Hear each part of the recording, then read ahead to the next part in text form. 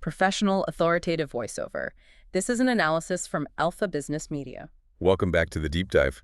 Today, we're cracking open a stack of research that really forces us to confront this convenient but, well, deeply flawed assumption that seems to govern billions in marketing spend across Nepal. And that's the belief that the country is basically a consumer monolith. Exactly. One single market. It's a powerful idea, but it's just so reductive. Today, we're doing a deep dive into what our source material calls the Kathmandu Bias. The Kathmandu Bias. I like that term. It's essentially a cognitive shortcut, right? It is. It's where brand strategies treat Nepal's incredibly diverse economic geography as if it were just an extension of the capital's consumer psyche. So let's get specific. We're talking about these sophisticated, often brilliant digital campaigns that are meticulously crafted for the sensibilities of, say, Lazampat or Baneshwar. Right. Very high aspiration, very fast pace. And then they're just carpet bombed across the entire country, from Janikpur to Dangadi.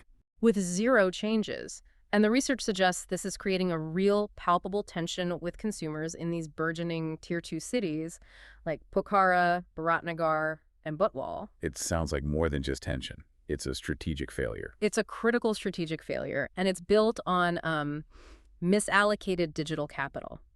The immediate and frankly painful relevance for businesses is that by doubling down on the capital, you are actively burning money. How so? You're bidding up your customer acquisition costs, your CAC, in an already saturated market. Because everyone is fighting for the same eyeballs inside the ring road. Exactly. And this leads to diminishing returns on ad spend, ROAS, that might look okay on a dashboard in the short term, but it's masking a fundamental strategic error. So you think you're being efficient? You do. You think you're being efficient because Kathmandu is so responsive, but you're blinding yourself to this much greater untapped potential and far lower CAC that's available everywhere else. So the efficiency you see is actually a highly expensive feedback loop. Precisely. Yeah. And if we boil it down to the core psychological distinction, the currency is just different. In Kathmandu, the dominant marketing currency is aspiration. It's all about trends, global signaling, status. Okay. But in Tier-2 cities, the primary currency, the essential one, is trust. It's rooted in community validation and real, tangible value. Any marketing that doesn't understand that pivot is failing before it even launches. Okay, let's unpack that. If the ROAS is declining and the CAC is soaring in the capital, why does this structural failure persist?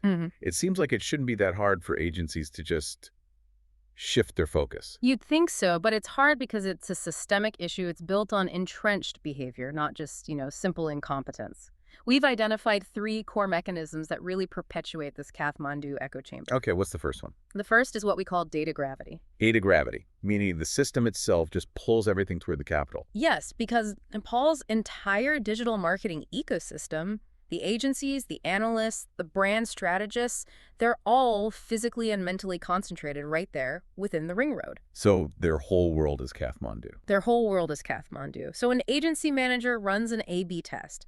They're testing ad copy on valley-specific preferences. Their analytics dashboard lights up with high order volume from Kathmandu, and that instantly reinforces the belief that this is the only market that matters. And they stop questioning the assumption. They do. They fail to ask the critical question. Is this high order volume a result of market maturity, or is it a self-fulfilling prophecy because our logistics, our targeted marketing, our warehousing, it's all superior, but only in the capital? So they're confusing correlation with causation. Exactly. They see high engagement and assume it means market readiness. The reality is Kathmandu is simply the most marketed to market, not necessarily the most digital savvy one in the country. That's a perfect way to put it. Okay, the second mechanism you mentioned sounds just as insidious.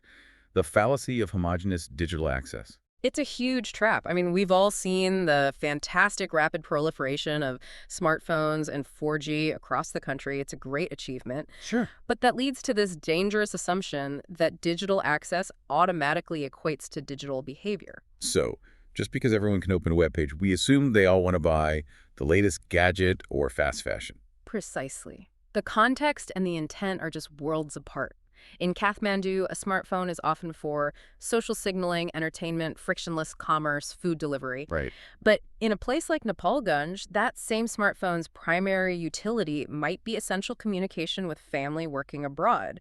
It's for handling remittance or getting vital information from a closed Facebook group. It's a highly pragmatic tool. So campaigns built on fleeting trends are just going to miss the mark completely. They land with a thud because they're Yeah. not speaking to the user's actual needs. And finally, you've got the built-in misalignment, the principal-agent problem. That's basically corporate jargon for a conflict of interest. It is, and it's a really difficult one to overcome. The CEO, the principal, wants predictable, scalable growth across the whole country. Of course. But the marketing agency, or even the internal team, the agent, they face immense pressure to deliver easily reportable short-term metrics to justify their budget. But wait, isn't developing nuanced, hyper-local campaigns for 5 different cities what good marketing is supposed to be about? Yeah. I mean, are the agencies just being lazy, or is the complexity genuinely exponential? I think the complexity is genuinely exponential, and that's why the path of least resistance is so tempting. Developing one single, slick national campaign that targets that known, predictable Kathmandu audience is fast, cheap, and immediately reportable. You get quick wins. You can show the boss. You get quick wins. Developing 5 bespoke campaigns requires upfront investment in research, local talent, logistics, all of which slows down short-term reporting. This incentive misalignment delivers the exact opposite of true regional expansion. It sacrifices long-term strategy for short-term compliance. That really frames the obstacles. So let's shift our focus now, completely, to the consumer beyond the ring road. You stress they are not Kathmandu light. What are the core differences in that psychology, especially around trust? The difference is seismic, and it all centers on what we call the trust economy. While Kathmandu might leverage aspiration and FOMO, the fear of missing out purchasing decisions in Tier-2 cities are deeply, deeply embedded in community relationships, in validation. Okay, so if I'm selling, say, a durable appliance in Pokhara, who is my most powerful influencer? It is absolutely not the national celebrity based in Kathmandu. The most powerful influencer is the respected local teacher or the hardware store owner who's served that neighborhood for 20 years. Or a trusted relative. Or a trusted relative who works in the Gulf, exactly. A national ad campaign making some superlative claim about your product. It's met with healthy skepticism. It's just advertising noise. Right. But a local dealer's personal guarantee, their word of mouth, that is golden. So that means a brand's physical presence, even if it's just a reliable service center, is actually a critical piece of the digital marketing strategy. It is. A reliable local agent is often a far more powerful marketing tool than the most expensive digital ad blitz you could run. It overcomes that fundamental trust deficit immediately. This also forces us to completely redefine value. In the capital, value often means the biggest discount, a flash sale. Or the most feature-packed gadget. Yeah. But in Tier-2 cities. Value is absolutely not a synonym for cheap. The consumer's definition is way more pragmatic. It's about durability, reliability, after-sales service, long-term utility. They are price-sensitive, of course, but they're focused on the total cost of ownership over 5 or 10 years, not just the sticker price. And this is really interesting. Why that intense focus on durability? Is it just historical spending habits? It's driven by the source of the wealth. It's often hard-earned remittance income. This isn't disposable income for impulse buys. It's seen as investment capital sweat equity for the family's future. So it can't be squandered. It can't be squandered on disposable goods that are just going to fail quickly. Yeah. Marketers have to communicate reliability and long-term benefits, not just a low initial price. And if we follow the money, that remittance income in cities like Bharatnagar with its industry or Butwal with its trade base, it's not all flowing into consumer electronics, is it? No, not at all. It flows into tangible generational assets, construction, land, starting a small business, agricultural modernization. And this creates a massive, and I mean critically underserved, B2B and B2C market. For what kinds of things? Building materials, commercial vehicles, solar panels, agricultural tech. An e-commerce site focused only on gadgets and clothing is targeting a tiny, tiny sliver of the available wallet share. The real money is in solving those core investment priorities. It sounds exactly like the strategic challenge that India faced. The source material draws a very strong parallel to the India versus Bharat dichotomy. It's a direct playbook, a repeatable one. So the Kathmandu bias is just Nepal's version of the initial Mumbai-Delhi bias that plagued Indian firms. For years, massive Indian companies made the exact same mistake. They assumed Bharat, the smaller towns, the rural markets, was just a scaled-down, lower-income version of Mumbai. And the results were bad. They were disastrously ineffective. They pushed English language, metro-centric products and marketing, and it just failed. The successful companies pivoted, and their success was built on three pillars that Nepali firms really must adopt immediately. Okay, let's hear them. Pillar 1 must be about the language barrier. It is. Pillar 1. Hyper-localization and vernacular content. Success in Farat required investing in the true language of trust, which is the mother tongue. Simply running a generic ad in Nepali is the bare minimum. It's often not enough. So what does that mean in practice? It means campaigns targeting Janakpur need to incorporate Maithili. Pushes into the Western Tarai must acknowledge Awadhi and Bhojpuri.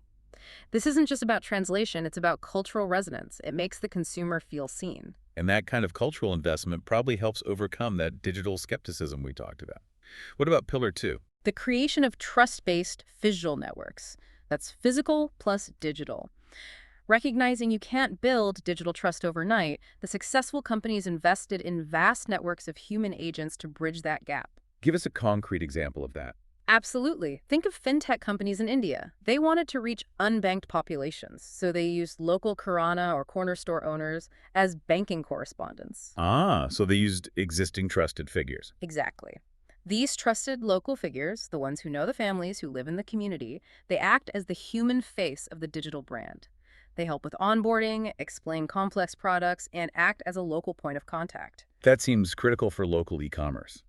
I've heard that cash-on-delivery, or COD, rejection rates can be pretty high in Tier 2 cities because of that lack of trust. They can be incredibly high. For a Nepali e-commerce company struggling with this in Burgunj, this is the solution. Partner with 3 or 4 trusted local businesses to act as secure pickup points and community ambassadors. The customer trusts the local store owner more than an anonymous delivery rider. It solves the last-mile problem and the trust deficit at the same time. Both in one move. And finally, Pillar 3 has to be about the product itself. It's not just repackaging, it's re-engineering. It is. Products for a different problem set. These companies didn't just translate their apps, they fundamentally re-engineered them for the reality of regional life. That meant building elite versions that worked on low-end smartphones and patchy internet. The product has to respect the infrastructure limitations. It has to. It meant creating payment systems that used sound technology or simple QR codes, because you can't assume everyone has the newest device. The strategic shift here is essential.